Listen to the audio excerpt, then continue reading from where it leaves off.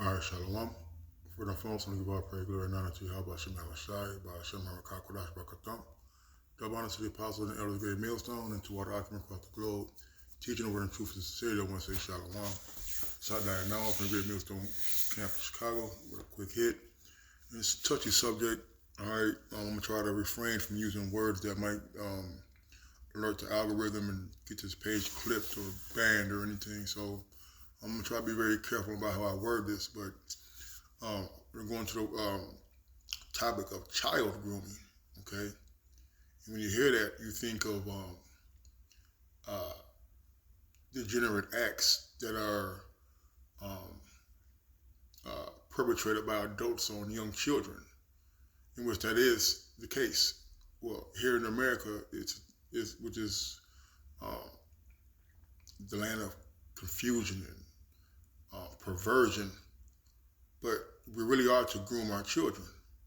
Okay, we're to groom our children in the ways of Yahweh Shem Shai, all right, and into the law, statutes, and commandments of the scriptures.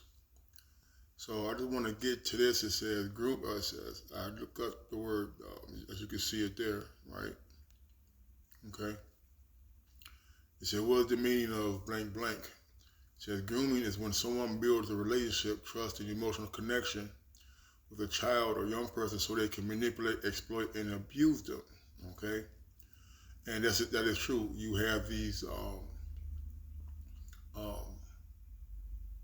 rings, I'm gonna call them rings, of people who kidnap children. They lure children away by candy or articles of clothing or electronics, and they take them and they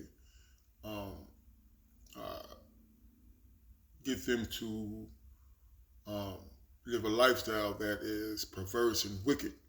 Okay, but the word right here is so they can manipulate, all right, and exploit them. So I just want to get to the word manipulate, which this all ties in, but we're gonna make it on the righteous side because all things are good is said against evil. All right, all things are one on one against another. So this is the definition of manipulate: to handle or control, typically in a skillful manner. All right, and it says to operate, handle, work, control, use, employ, utilize. This is the word. The second definition is to control or influence. All right, a person or situation cleverly, unfairly, or unscrupulously. All right.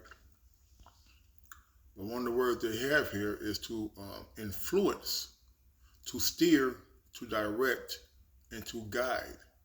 All right.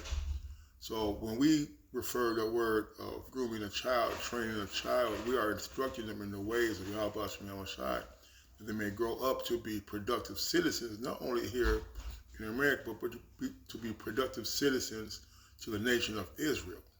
So let's just keep that in mind, that one of the definitions is, or the similar words is to steer, direct, and to guide, okay? I'm not going to make this long, so here we go. This is Deuteronomy 6 and start at 5. And thou shalt love the Lord Yahweh thy power with all thine heart, with all thy soul, with all thy might. And these words which I command thee this day shall be in thine heart.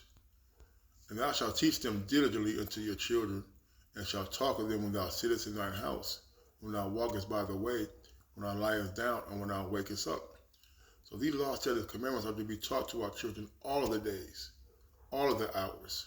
Why? To guide them in the way of the righteousness, which leads into a holy life, a pleasant life, a profitable life in the eyes of our Savior, Yahweh Shai. Okay? These things are to be enforced. They're to be pounded. They're to be reiterated. They're to be practiced on a daily basis in our households.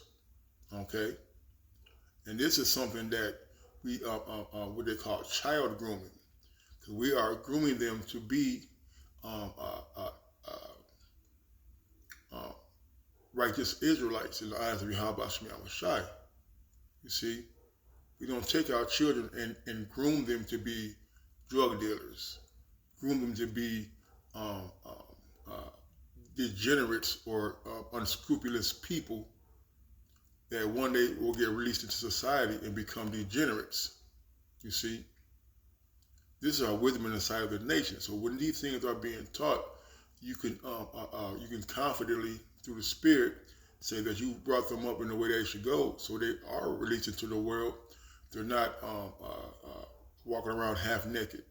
They're not carrying guns and shooting recklessly at people. They're not carjacking. They're not thievery. They're not thieving. They're not doing home invasions. They're not doing things of the world as they father the devil do. You see? Verse 8, and thou shalt bind them for a sign upon thine hand, and they shall be as frontlets between thy eyes. And thou shalt write them upon the posts of thy house and on thy gates. And it shall be when the Lord thy power shall have brought thee into the land which he sware to your fathers, to Abraham, Isaac, and to Jacob, to give thee great and goodly cities which thou hast builded not, and houses full of all good things which thou fillest not, and wells digged which thou diggest not, vineyards and olive trees which thou plantest not, which thou shalt eat and be full. All right. Well, the point being is that these words, these laws, these statutes, commandments are to be as your glasses. All right. In front of your nose, they're always in front of you. All right. You're always looking and looking at the law and reminding yourself of who you are, but what it means to be an Israelite, what it means to be Yasharala, a prince of the power or a princess of the power. You see, these things are our heritage, and we're to be highly esteemed for that, highly pleased to be called a children of the power, man. To know that our laws are diverse from others in the fact that we don't eat abominable foods, we don't commit adultery, we don't do things that these other nations do, man. These things are purple robe unto us. It's royalty unto us to have these ways, to have our Father, Yahweh Shai, give us these laws, statutes, and commandments to set us apart from these other nations. And it all starts with the grooming of our children. Okay? This is Titus. No, let's get this first, then we'll get that. This is Proverbs 22 and hold on. Proverbs 22 and 6. It says, train up a child in the way he should go, and when he is old, he will not depart from it. You see? And we're supposed to bring up our children in the laws, statutes, and commandments of Yahweh Shai. That when he gets older, or when she gets older, then she knows how to please her man. He knows how to run a household. You see? He knows how to conduct himself in adversity. She knows how to conduct herself in the streets, in the home. You see? These things are brought up and instilled in you as a child. Okay? The proper way to groom a child is through the ways and the laws and the statutes of Yahweh Shai. This is Titus 2:1, but speak thou the things which become sound doctrine. And what is sound doctrine? The laws, statutes, and commandments. That the aged men be sober, grave, temperate, sound in faith, in charity, in patience. The aged woman likewise, they be in behavior as becometh holiness, not false accusers, not giving too much wine, teachers of good things. See, so both the male and the female, the man and the woman, are to teach our ways unto others, beginning as a child. All right? This is verse 4. That they may teach the young women. See, the older women are to teach the younger women, or to groom the younger women, to groom these children. All right? Okay? That they may teach the young women to be sober, to love their husbands, to love their children. And that's one of the fabrics that has been broken down in our society, in the Israelite community, Israelite nation, is that our women and our children are not being taught the proper way to conduct themselves. You see, to be discreet, chaste, keepers at home, good, obedient to their husbands, that the word of the Most High be not blasphemed. See, this is how you groom a young child, a young lady, a young woman. You see, and she is to be taught by older women. All right, you see, and to be taught how? To be taught in the ways of the Lord, to be taught in the ways of these scriptures. All right, now let's get to the men. It says, young men likewise exhort to be sober-minded in all things, showing thyself a pattern of good works and doctrine, showing uncorruptness, gravity, sincerity, sound speech that cannot be condemned, that he that is of the contrary part may be ashamed, having no evil thing to say to you. All right.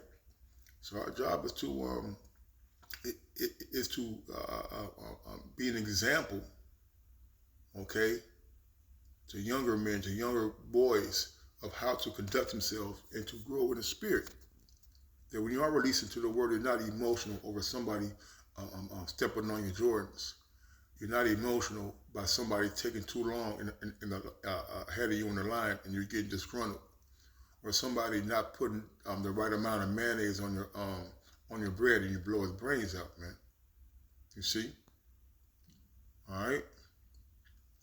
So with that, I want to say Kahala, Yahabash Shai, Tabanas, the apostles, and the elders, great millstone. Until next time, Shalom and a Baba Bar.